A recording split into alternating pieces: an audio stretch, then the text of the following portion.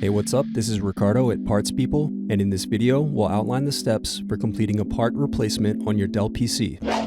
Visit our website and use this coupon for a 5% off discount.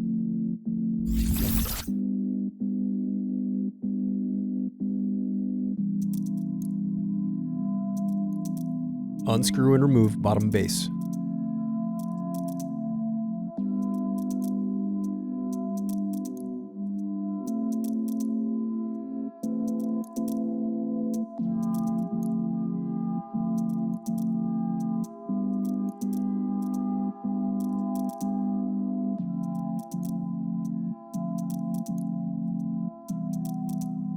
Now unscrew and disconnect battery.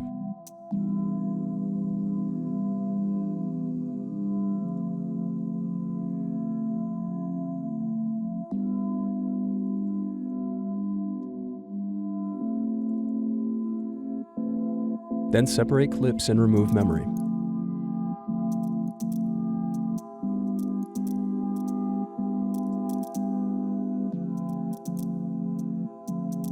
Thanks for watching. Don't forget to like and subscribe if you enjoyed this video.